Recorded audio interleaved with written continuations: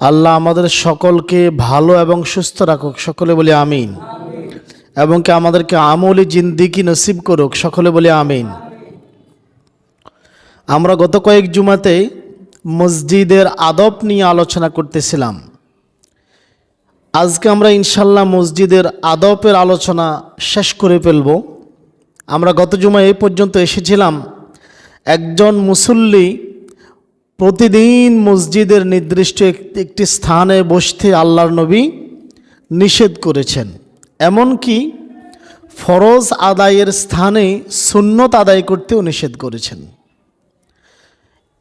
আল্লাহ নবী সাল্লাল্লাহু আলাইহি ওয়াসাল্লাম ইমামকেও বলেছেন, ইমামও তার অবস্থান থেকে সরে গিয়ে অন্যত্র সুন্নত এবং নফল নামাজ আদায় করবে।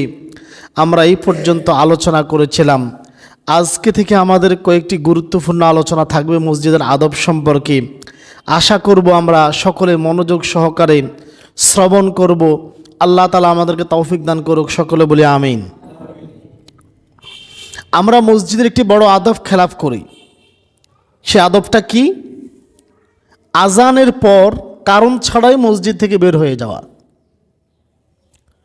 আজানের পর কাজ নাই, জরুরি হাজত, অজু ছুটে গেছে, অজু করতে হবে, অথবা হাজত সারতে হবে, এমন জরুরত ছাড়া আজানের পরে কেউ যদি মসজিদে প্রবেশ করে তাহলে তার জন্য আর মসজিদ থেকে বাহিরে যাওয়া জায়েজ নয়। আল্লাহ নবী সাল্লাল্লাহু আলাইহি সাল্লাম নিষেধ করেছেন এমনটা করতে। এটা মসজিদের চরম আদবের খেলাপ। আমরা অনেকে আবার কি করি, মসজিদে আসি, সুন্নত পড়ি, এরপরে হুজুর ঠান্ডা লাগে, একটু বাইরে যাই, রোদ পড়ে। আছে না এমন? শীতকালে কি বলে, শীত মৌসুমে কি বলে, একটু রোদ পোহাবো। গরমকালে বলে একটু বাতাস। এখন এই মুসল্লিরা জানেই না আজানের পরে মসজিদ থেকে বের হওয়াই নিষিদ্ধ। আজানের পর মসজিদ থেকে বের হওয়াই কি নিষিদ্ধ। এই মুসল্লিরা এই ব্যাপারে অবগত নয়। আবার একদল মুসল্লি কি করে, মসজিদে আসে, আসার পরে মসজিদে প্রবেশ করে না। বিশেষ করে জুমার দিন এমনটা হয় বেশিরভাগ সময়, বা অন্যদিন জোহরের সময় হয়। কি করে, মসজিদে আসে তো, যেমন জোহরের নামাজ তো আমরা আধা ঘন্টা আগে আজান দিই, জুমার নামাজ তো অনেক আগে আজান দেয়। তো হুজুর তো ওয়াজ করতেছে, তা আমি এখন মসজিদে যাই, কী করব, একটু মাঠে দাঁড়ায় দাঁড়ায় শরীরে রোদ লাগাই। আসে না একদল মুসল্লি এমন? আসলে এরা কি নিজেদেরকে ধোঁকা দিচ্ছে নাকি আল্লাহকে ধোঁকা দিচ্ছে? নিজেকে ধোঁকা দিচ্ছে না? মসজিদে আসলাম কেন? আল্লাহর সাথে কথা বলার জন্য। তো আল্লাহ আমার জন্য মসজিদে অপেক্ষা করতেছে, কিন্তু আমি মসজিদের বাহিরে দাঁড়া দাঁড়া রোদ পোহাচ্ছি। তো আল্লাহর সাথে কখন কথা বলবো? আল্লাহর সাথে কথা কখন বলবো? মসজিদে যে 10 মিনিট সময় বসে থাকবেন, এ 10 মিনিট সময় কি ফাহিশা কথা বলবেন? ফাহিশা কথা বলা হবে? কিন্তু বাহিরে মাঠে গিয়ে তো ফাহিশা কথা ঠিকই বলবেন। মসজিদে যখন আসবেন অন্তরে আল্লাহর ভয় সৃষ্টি হবে, আল্লাহর সাথে একটু কথা বলতে মন চাইবে। আল্লাহ, আমার ছেলেটা অসুস্থ, মেয়েটার বিবাহ দিতে পারতেছি না, বাচ্চা কাচ্চা হচ্ছে না, আমার অর্থনৈতিক বা ইনকাম নাই। আল্লাহর সাথে মসজিদে বসে বসে কথাগুলো বলা যায়। আমি গত জুমায় বলেছিলাম, একেবারে মুনাজাত দিয়ে বলতে হবে, বিষয়টা এমনটা নয়। আপনি মসজিদে সুন্নত পড়ে বসে বসে মাথা নিচু করে এমনিতে আল্লাহর সাথে কথা বলেন, এমনিতে কথা বলেন। এখন আল্লাহর সাথে কথা বলার জন্য এসে আমি আপনি যদি মসজিদের মাঠে দাঁড়িয়ে থাকি, আল্লাহ কি সন্তুষ্ট হবে? এবং কি আল্লাহর নবী সাল্লাল্লাহু আলাইহি সাল্লামের হাদিস থেকে দেখি, সহিহ মুসলিমের হাদিস, আবু শাআশা আল মাহারিবি রাহিমাহুল্লাহ, একজন তাবিঈ, তিনি বলেন, আমরা একদা রাসূলুল্লাহর সাহাবী হযরতে আবু হুরায়রা রাদিয়াল্লাহু তাআলা আনহুর সাথে মসজিদে বসা অবস্থায় ছিলাম। মুয়াজ্জিন আজান দিলেন, আজানের পরে এক ব্যক্তি দাঁড়ালো, মসজিদ থেকে চলে যেতে লাগলো। আবু হুরায়রা রাদিয়াল্লাহু তাআলা আনহু তার দিকে তাকালেন, আর লোকটি বের হয়ে চলে গেল। আবু হুরায়রা রাদিয়াল্লাহু তাআলা আনহু বলেন, লোকটি আবুল কাসেম সাল্লাল্লাহু আলাইহি ওয়াসাল্লামের কথার নাফরমানি করলো। নাউজুবিল্লাহ বলবেন না? আবুল কাসেম কাকে বলা হয় জানেন? জানেন না? আবুল কাসেম কাকে বলা হয় জানেন না? আল্লাহর নবীর ডাকনাম উপনাম ছিল আবুল কাশেম। আল্লাহর নবীর প্রথম সন্তানের নাম কি ছিল? কাশেম। আবুল কাশেম। আমরা বলি না অমুকের বাপ তমুকের বাপ বলি না? আরব দেশেও তেমনটা আছে। আবুল কাশেম, কাশেমের বাপ, কাশেমের পিতা। আল্লাহ নবীকে আবুল কাশেম বলে ডাকা হতো। আবু হুরায়রা রাদিয়াল্লাহু তাআলা আনহু বলেন, এই লোকটি আবুল কাসেম সাল্লাল্লাহু আলাইহি ওয়াসাল্লামের কথার নাফরমানি করলো, যে আজানের পর মসজিদ থেকে বের হয়ে গেল। এখন মসজিদে আজানের পরে প্রবেশ করলেন, সুন্নত পড়লেন, আর ইচ্ছে করলে বের হয়ে যাবেন, তার মানে আপনি আল্লাহ নবীর নাফরমানি করলেন। আর বাহিরে দাঁড়ায় দাঁড়াই আল্লাহ নবীর আশেক রসুল নিয়ে আলোচনা করলেন। এর চাইতে বড় ধোঁকাবাজি, ভাওতাবাজি আর কিছু আছে? আছে আর কিছু? এরপরে দেখেন আরও একটি মসজিদের আদব আমরা চরমভাবে খেলাফ করি। সেটা হচ্ছে বাড়িতে, মসজিদে, যেখানে সেখানে কিছু হারাই গেছে আর মসজিদে আসি ঘোষণা করি। আসে না? কথা বলেন না, আসে কি না? মসজিদে আসেই কি করে? অনুসন্ধান করে, তালাশ করে, খোঁজ করে। এখন এই মসজিদে এসেই আপনার হারানো বস্তু তালাশ করা, অনুসন্ধান করা মসজিদের জন্য চরম খেলাফ। কেননা মসজিদ কিসের জন্য নির্মাণ করা হয়েছে বলেন তো? আল্লাহর গোলামি করার জন্য। আল্লাহর গোলামি করার জন্য না, এখানে কোনো ঘোষণা দেওয়ার জন্য আসছে এটা? কিন্তু আমাদের অবস্থা এমন, এই বেদাতি কর্মটি প্রায় মসজিদে হয়। জুতা হারাই গেছে, হাঁস মুরগি হারাই গেছে, ছাগল গরু হারাই গেছে, মসজিদে আসে তালাশ করে। আঙ্গ ওকে রাজা হারাই গেছে, আমি 500 টাকা হারাই ফেলছি, কেউ ফাইলে একটু বলিয়েন। মাঝে মধ্যে দেখি মসজিদের মাইকেও বলে জুতা হারাই গেছে, মসজিদের মাইকে বলে জুতা কে লেগে গেছেন, জুতা দিয়ে যান। এর চাইতে নোংরা মানুষ আর আছে? মসজিদ কি এর জন্য নির্মাণ হয়েছিল? মসজিদে এসে ঘোষণা করে আমার একটা গরু হারাই গেছে, কেউ পেয়ে থাকলে আমাকে সন্ধান দিন। অথচ আল্লাহর নবীর হাদিস দেখেন, আনাবি হুরায়রা রাদিয়াল্লাহু তাআলা আনহু قال قال রাসূলুল্লাহ সাল্লাল্লাহু আলাইহি ওয়াসাল্লাম, আল্লাহর নবী সাল্লাল্লাহু আলাইহি ওয়াসাল্লাম বলেছেন, মান সামিআ রাজুলান ইয়ানশুদু দাল্লাতান ফিল মসজিদি, যে ব্যক্তি মসজিদে অন্য কাউকে হারানো জিনিস খুঁজতে দেখবে বা খুঁজতে শুনবে। আমরা যেমনটা বলি, আমার টাকা হারাই গেছে, কেউ পেয়ে থাকলে জানাবেন। আমার জুতা হারাই গেছে, ছাগল গরু হারাই গেছে, সাইকেল হুন্ডা হারাই গেছে, মসজিদের মাইকে ঘোষণা করে কিনা? করে কিনা? এই গ্রামে আগে একটা জিনিস চালুও ছিল, উনকুট বাজারে গরু জবাই হয়েছে। বলেন এটা মসজিদ জায়েজ আছে? এটা কথা বলেন না, মসজিদ জায়েজ আছে? এটা গায়ের অবধি পড়ে নাকি? গায়ের অবধি পড়ে? আর আপনাদের গায়ের উপর আগে আমার গায়ের উপরও তো পড়ে। আপনাদেরকে কি বলবো? কারণ আল্লাহ নবী বলেন, যে ব্যক্তি কোনো ব্যক্তিকে মসজিদে তার হারানো বস্তু অনুসন্ধান করতে দেখবে, খুঁজতে দেখবে, শুনবে, ফালিয়াকুল, সে যেন বলে, লা রাদ্দাহাল্লাহু আলাইকা, আল্লাহ যেন তোমার এই হারানো বস্তু ফেরত না দেয়। নাউজুবিল্লাহ, তাকে অভিশাপ দেওয়ার জন্য বলছে, আল্লাহ যেন তোমাকে তোমার এই হারানো বস্তু ফেরত না দেয়। কেননা ফাইনাল মাসাজিদা লাম তাবুন লিহাযা, কারণ মসজিদ সমূহ এই জন্যই নির্মাণ করা হয় নাই। মসজিদ সমূহ তোমরা হারানো বস্তু অনুসন্ধান করবে, এই জন্য মসজিদ নির্মাণ করা হয় নাই। মসজিদ নির্মাণ করা হয়েছে আল্লাহর গোলামি করার জন্য।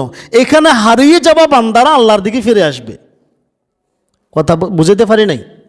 যে সকল বান্দারা শয়তানের ওয়াসওয়াসাতে পড়ে আল্লাহর দিন থেকে হারাই গেছে, তারা নাই মসজিদে এসে আল্লাহকে অনুসন্ধান করবে।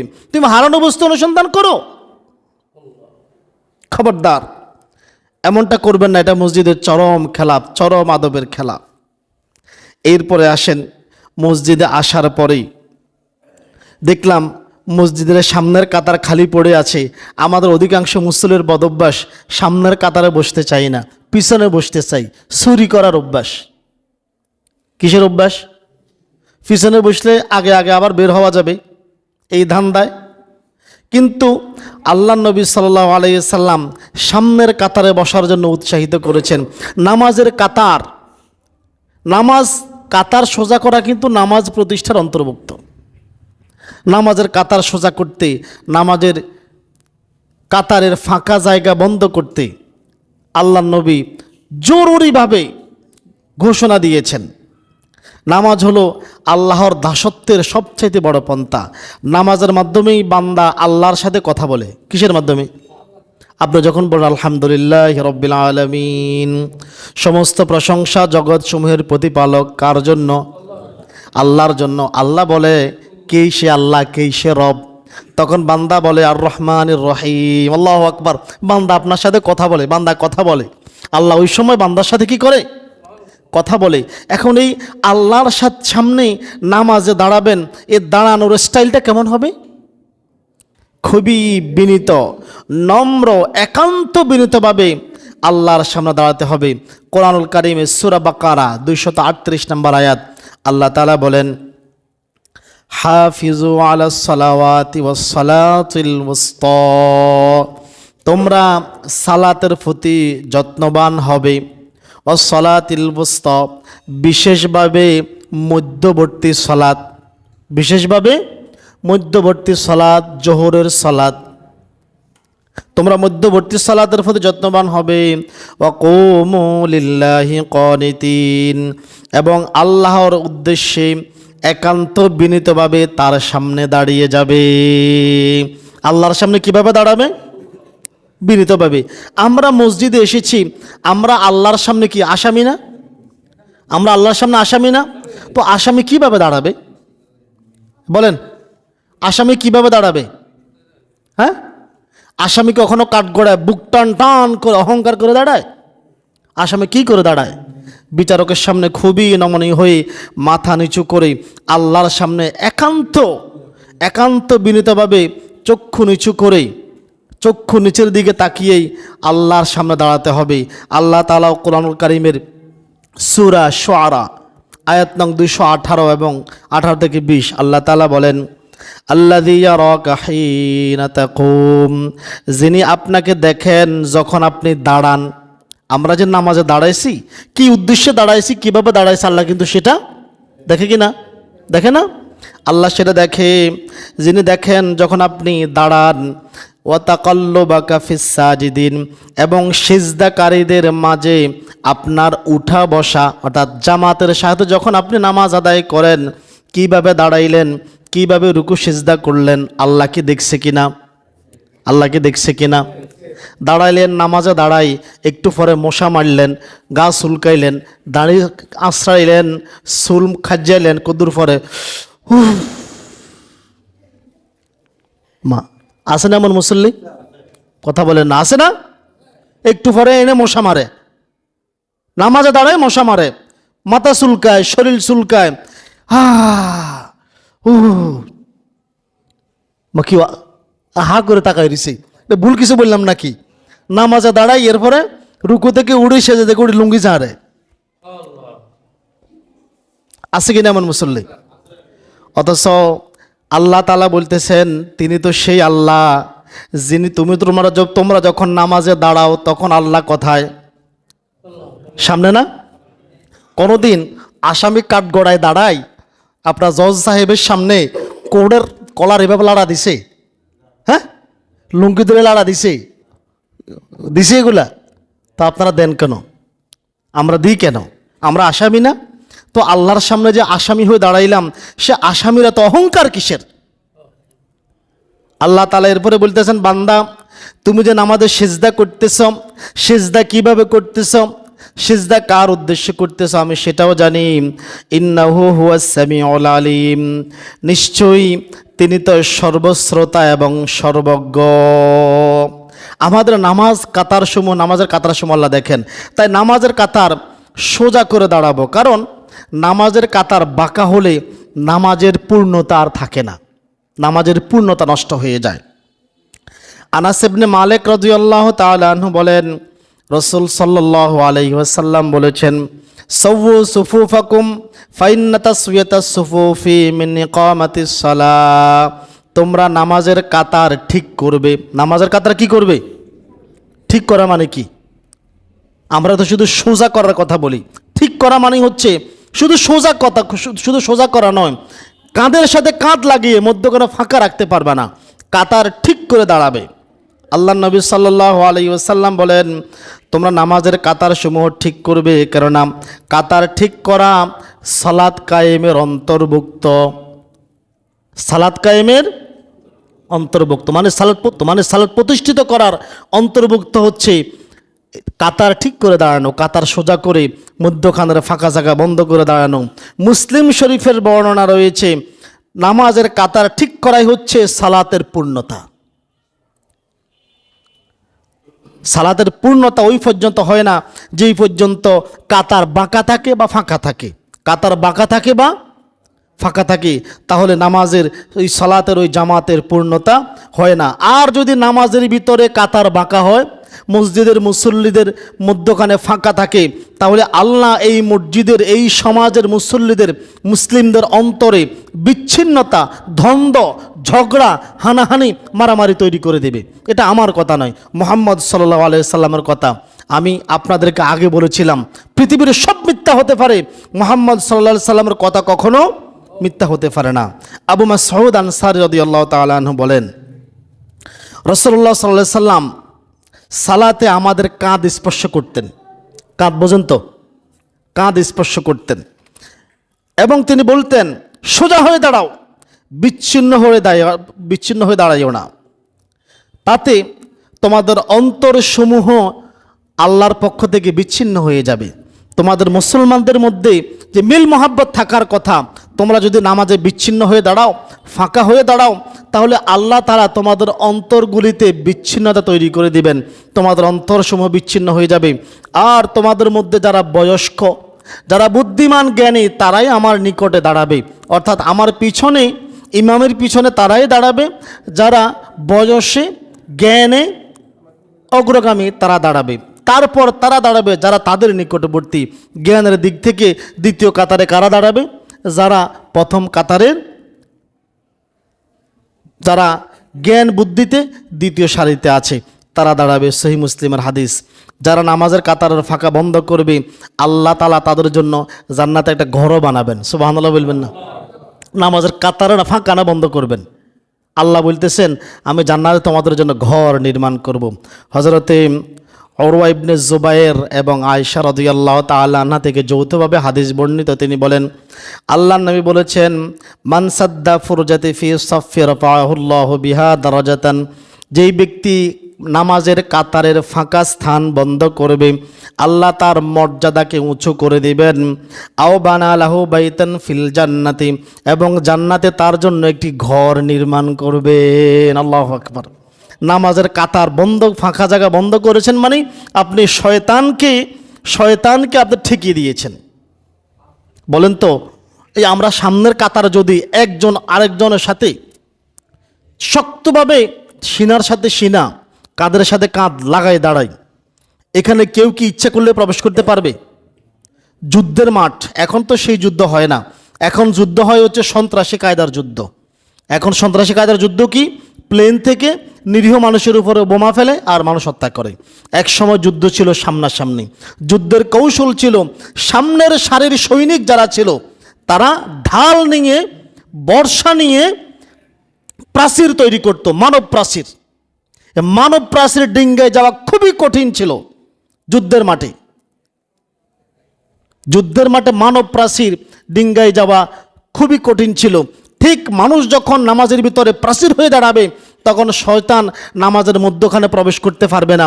যদি যুদ্ধের মাঠের প্রাচীরের, মানব প্রাচীরের মধ্যখানে একটু দুর্বলতা থাকে, একটু পাকা থাকে, তাহলে যেমনি করে বিরোধী সৈন্যরা প্রবেশ করে ধ্বংস করে দেবে, তেমনি করে শয়তান যদি দুই মুসল্লির মধ্যখানে একটু ফাঁকা জায়গা পায়, তাহলে সেখানে প্রবেশ করবে, দুই মুসল্লির ভিতরে ওয়াসওয়াসা তৈরি করে দিবে।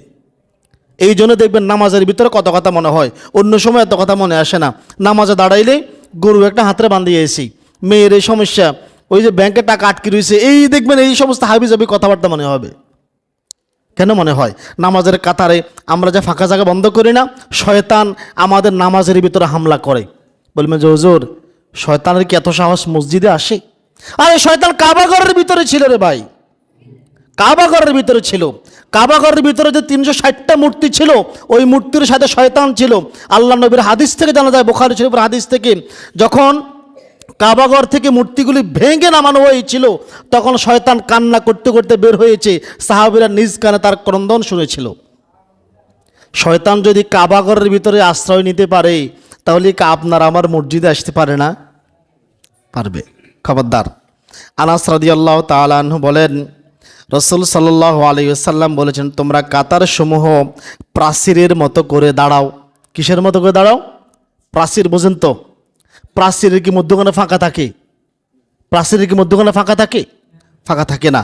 তোমরা নামাজের কাতার সমূহ প্রাচীরের মতো করে দাঁড়াও এবং সারিসমূহ নিকটে নিকটে করো। অর্থাৎ কাতারগুলো নিকটে নিকটে, আনুমানিক 2.5 হাত ফাঁকা রেখেই, 2.5 হাতের বেশি ফাঁকা রেখো না, 2.5 হাত ফাঁকা রেখে রেখে তাকে দাঁড়াও। আল্লাহ নবী সাল্লাল্লাহু আলাইহি সাল্লাম, এবং তোমাদের ঘাড়সমূহ যথাসম্ভব ঘেঁষে ঘেঁষে দাঁড়াও। যথাসম্ভব একটার সাথে একজনের সাথে আরেকজনের ঘাড়, মানে সিনা আর কি, সিনা তোমরা একজনের সাথে আরেকজন লেগে দাঁড়াও। এরপর আল্লাহ নবী বলেন, সে আল্লাহর কসম করে বলতেছি যার হাতে আমার প্রাণ, নিশ্চয়ই আমি শয়তানকে দেখি নামাজের ভিতরে। এক হাদিসে বলেছেন গাদার শুরুতে, অন্য হাদিসে বলেছেন কালো বেড়ার বাচ্চার শুরুতে নামাজের কাতারের মধ্যখানে প্রবেশ করে। নাউজুবিল্লাহ। আপনি যা ফাঁকা রাখছেন, এই ফাঁকা কার জন্য রাখছেন? শয়তানের জন্য রাখছেন। তো শয়তান তো প্রবেশ করবেই, কেন ফাঁকা রাখলেন? অতএব আমাদের নামাজের কাতার সমূহ ফেরেশতাদের কাতারের মতো, ফেরেশতারাও কিন্তু প্রাচীরের মতো হয়ে দাঁড়ায়, এইভাবে দাঁড়াতে হবে। আবার অনেক মসজিদে হয় কি, আমরা সাথে বাপ দাঁড়াইছে, চাচা দাঁড়াইছে বা দাদা দাঁড়াইছে, এই মুরব্বীর ফায়ের সাথে ফাও লাগবো, কাঁধের সাথে কাঁধ লাগবো, এই ভয়ে একটু দূরে দাঁড়ায়। দাঁড়ায় না? দাঁড়ায় না?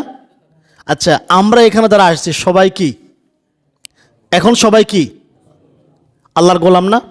তো এখানে বাপ কি, দাদা কি, চাচা কি, বয়স কি, বয়োবৃদ্ধ কি আর ছোট কি, সবাই আল্লাহর গোলাম।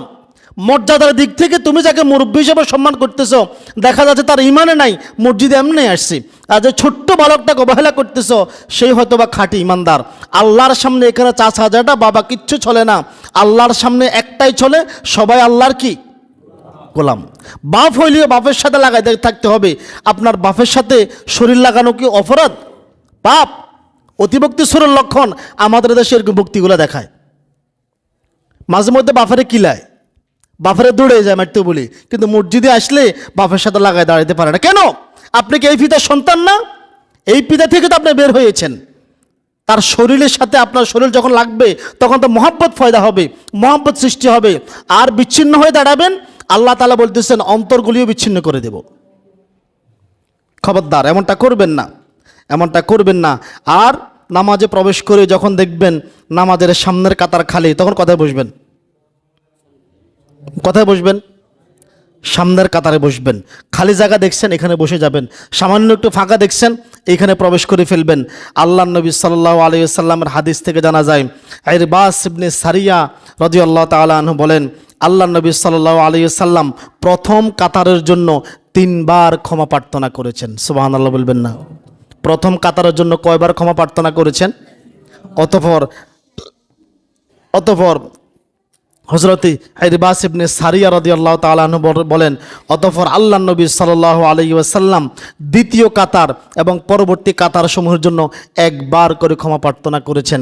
তো আল্লাহর নবী প্রথম কাতারে যারা দাঁড়াবে তাদের জন্য 3 বার ক্ষমা প্রার্থনা করেছেন। তাহলে আমরা কত বোকার বোকা, আমরা কত সোরার সোরা, সামনের কাতারে বসতে চাই না, পিছনে চিন্তা করি কেমনে পিছনে কোণা দিয়ে বসা যায়, দরজার পাশে একটু বসা যায়, সালাম ফিরেই যাতে আর বুচ্ছর করে বাইরে হওয়া যায়। আছে কিনা এমন? খাচ্ছে তো আমাদের। খবরদার, এমনটা কখনোই করবেন না, এমনটা কখনোই করবেন না। প্রথম সারির মর্যাদা বর্ণনা করে আল্লাহ নবীর অপর হাদিস থেকে জানা যায়, হযরতে আবু হুরায়রা রাদিয়াল্লাহু তাআলা আনহু বলেন, আল্লাহ নবী সাল্লাল্লাহু আলাইহি ওয়াসাল্লাম বলেছেন, মানুষ যদি জানতো আজান দেওয়া এবং নামাজের প্রথম সারিতে বসা কি পরিমাণ নেক, তাহলে আজান দেওয়ার জন্য এবং প্রথম সারিতে বসার জন্য প্রয়োজনে তারা লটারি করত। সুবহানাল্লাহ বলবেন না? আজান দেওয়ার জন্য এবং প্রথম সারিতে বসার জন্য তারা লটারি করত, লটারি করে তারা সামনের কাতারে জায়গা করে নিত। সুবহানাল্লাহু আকবার।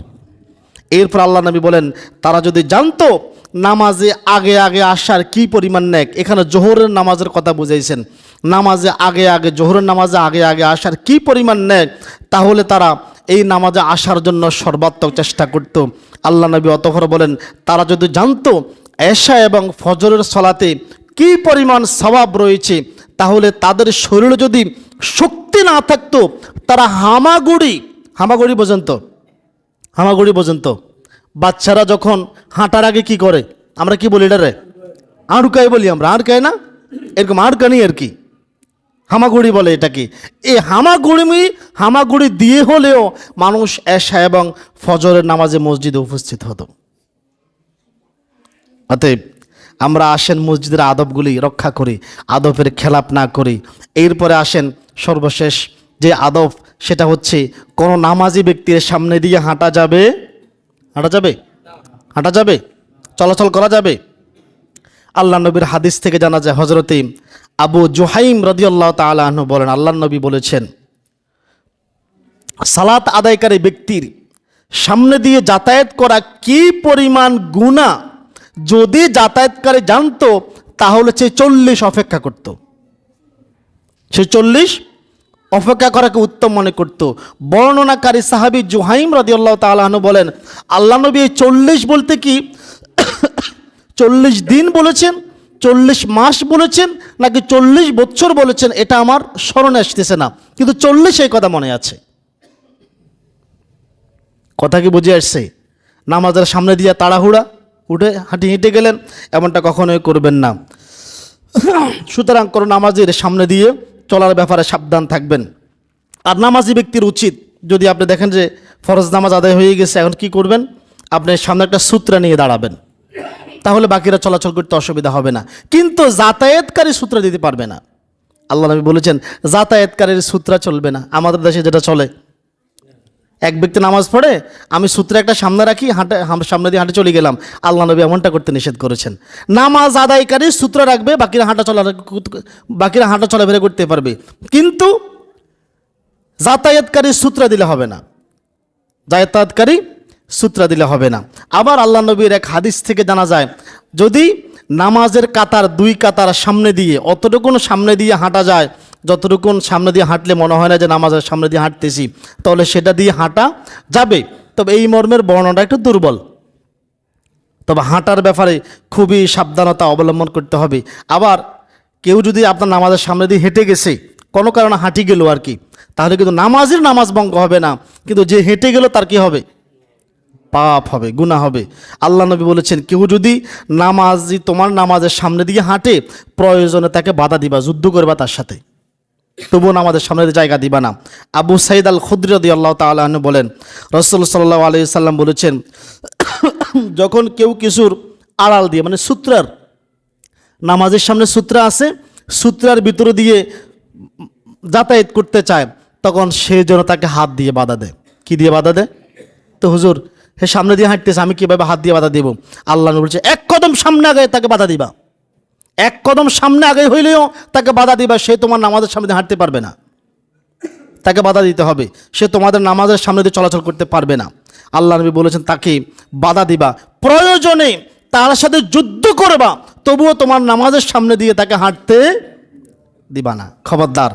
কারণ আল্লাহ নবী সাল্লাল্লাহু আলাইহি ওয়াসাল্লাম বলেছেন, কারণ চলাচলকারী মানুষরূপী শয়তান, অথবা তার উপরে শয়তান ভর করেছে। সহিহ বুখারীর হাদিস 509 নম্বর হাদিস। এখন চিন্তা করেন, নামাজে সামনে দিয়ে হাঁটা চলাফেরা করার আগে বারবার চিন্তা করবেন, আমি এটা কি সঠিক করতেছি না ভুল করতেছি। সর্বশেষ কথা, আমাদের মসজিদ, বাংলাদেশের উপমহাদেশের মসজিদগুলোর যে অবস্থা, যে কন্ডিশন, সেটা হচ্ছে কবর কেন্দ্রিক মসজিদ নির্মাণ হয় না, কবরস্থানকে কেন্দ্র করে বা কবরকে কেন্দ্র করে। এমন মসজিদে নামাজ আদায় করলে নামাজ আদায় হবে, সময় কম। এই ব্যাপারে যে আলোচনা করে আধা ঘন্টা আলোচনা করা যাবে, আলোচনা করলাম না, দীর্ঘায়িত করলাম না, শুধু অতটুকুন বলি, আল্লাহ নবী সাল্লাল্লাহু আলাইহি সাল্লাম বলেছেন, কবরস্থান কেন্দ্রিক, কবর কেন্দ্রিক যে মসজিদ নির্মাণ করা হয়, ওই মসজিদে নামাজ আদায় করলে নামাজ আদায় হবে না, খবরদার। আবার আমাদের দেশে কি মনে করা হয়, কবরের, মসজিদের আশপাশে কবর দিলে মনে বিশেষ ফায়দা, এটা মনে করা হয় না। আসলে তার কোনো গুরুত্ব নেই। কোনো পাপী যদি মরার পরে কাবা ঘরের পাশেও দাফন করা হয় তবুও সে জাহান্নামে যাবে। আর কোনো নেককার ব্যক্তি যদি তাকে দাফনও না করা হয়, সমুদ্রে ভাসিয়ে দেওয়া হয়, তবুও সে জান্নাতে যাবে। কথা কি বুঝে আসছি? মসজিদের আশপাশে কবরস্থান করলেই বিশেষ গুরুত্ব, বিশেষ কিছু পাবেন, আসলে এটা ভুল। মসজিদ কেন্দ্রিক অত এখন অনেকে প্রশ্ন করবেন, হুজুর আমরা তো হজে গেলাম, আল্লাহ নবীর মাকবারা তো মসজিদ নববীর একবারে ভিতরে দেখলাম মনে হয় যেন। আপনাকে ইতিহাস জানতে হবে, আল্লাহ নবীর মাকবারা তো মসজিদ নববীর ভিতরে ছিল না, এটা ছিল আয়েশা রাদিয়াল্লাহু তাআলা আনহার হুজরা, এটা ঘর ছিল। যুগের কালের সমন্বয়ে মানুষ যখন বেড়েছে, মসজিদ সম্প্রসারণ হয়েছে। মসজিদ বাড়তে বাড়তে আয়েশা রাদিয়াল্লাহু তাআলা আনহার ঘর হুজরা স্পর্শ করে ফেলেছে। এরপরেও এটাকে মূল মসজিদের অন্তর্ভুক্ত করা হয় নাই। আমাদের দেশে এই দোহাই দেওয়া হয় যে আল্লাহ নবীর মাকবারা তো মসজিদ নববীর ভিতরে, তো অসুবিধা কি? অসুবিধা অবশ্যই আছে। আল্লাহ নবী নিষেধ করেছেন, আর আল্লাহ নবীর মাকবারা ওই সময় মসজিদ নববীর ভিতরে ছিল না। এখন পর্যন্ত কেউ আল্লাহ নবীর মাকবারাকে মসজিদ নববীর অন্তর্ভুক্ত মনে করেও না। আল্লাহ নবী কঠোরভাবে নিষেধ করেছেন। কবরস্থান কেন্দ্রিক মসজিদ, কবর কেন্দ্রিক মসজিদ প্রায় জায়গায় দেখা যায় কবরের ভিতরে, আপনার মসজিদের ভিতরে কবর। আমি এরকম অনেক মসজিদ দেখছি বাংলাদেশে, নামাজ পড়তে যা বের হয়ে গেছি। নামাজ পড়তে গিয়ে আমি বাস্তব কথা বলি, একদিন জোহর নামাজ কাজা করেছি, তবুও তাদের মসজিদে নামাজ আদায় করি নাই। আমার ভুল আমি স্বীকার করতে অসুবিধা, কাজা করেছি তবুও তাদের মসজিদে নামাজ আদায় করে নাই। এই মসজিদে নামাজ হবে না, আল্লাহ নবী নিষেধ করেছেন। আল্লাহ তাআলা আমাদেরকে মসজিদের আদবগুলি রক্ষা করা তৌফিক দান করুক। সকলে বলি আমিন। আসসালামু আলাইকুম ওয়া রাহমাতুল্লাহি তাআলা।